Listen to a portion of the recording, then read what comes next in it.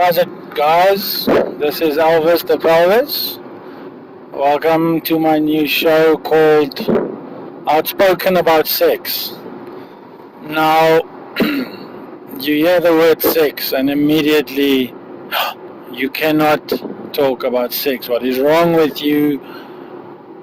We live in a society today where actually sex is sex. I mean, it's spoken about freely, openly.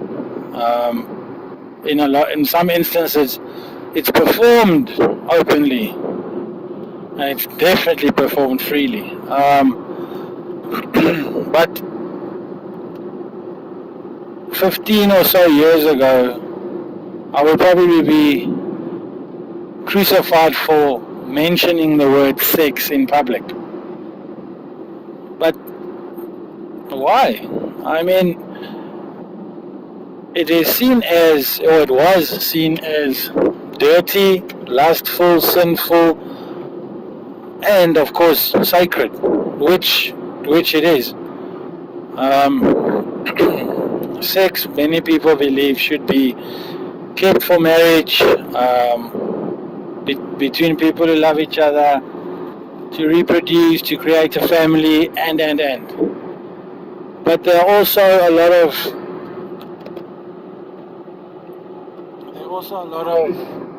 other uses for sex, not just for reproduction.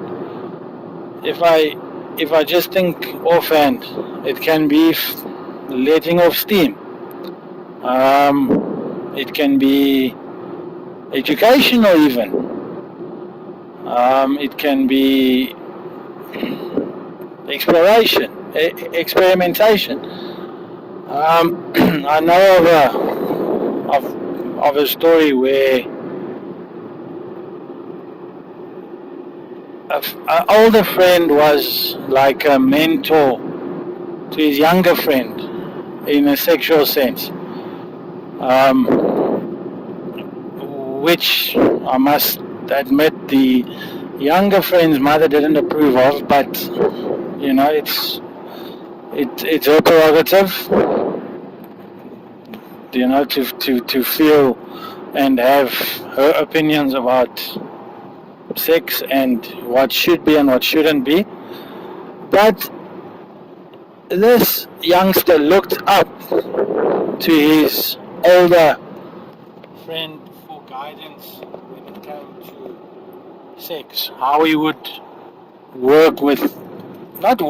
but how he would go about approaching a potential date, and then actually getting to the sex, how he would perform, if I can put it that way.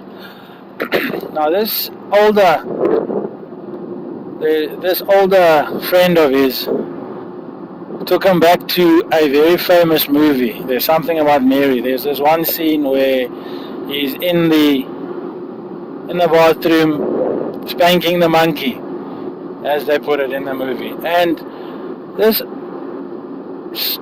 older friend told the younger friend, just in jest, that you need to spank the monkey before you go out. That's very, very important. And choose Bob, this younger guy, took it to heart, met the girl, wined her, dined her. I want to say 69'd her, I wasn't there.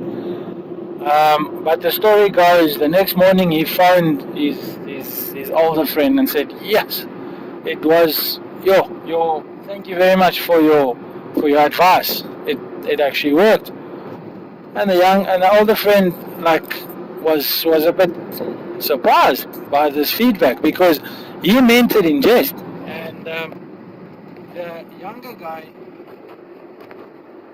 actually came back and he was pleasantly surprised that the younger guy actually listened to him about sex, which his mother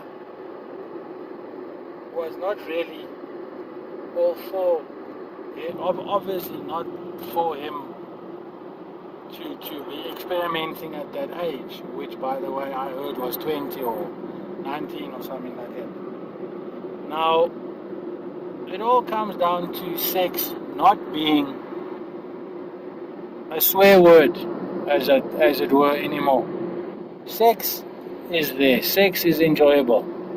Why not talk about it? Why not practice it? You know? Don't get me wrong, I'm not saying practice sex 24/7. But by God, if you've got the opportunity, yeah, then yes. Sex is healthy. Sex is the cause, or lack of sex is the cause for the breakup of many marriages, many relationships, but we'll touch on that in other episodes. Now, the reason for this blog or this podcast is we live in a day and age where we are not ashamed to speak about sex anymore.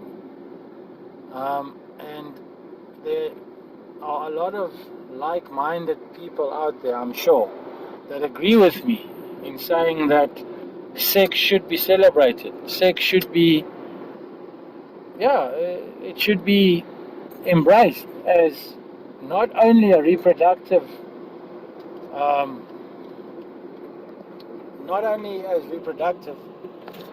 exercise, but also as a pleasurable exercise, which I firmly believe you do need pleasure with, how can I say, you need playtime as well as work time. You need to work hard and play hard. And that's basically a balanced life. So think about it. This is the first show of many. It will be a weekly podcast. Feel free to leave your comments and to follow Elvis the Pelvis.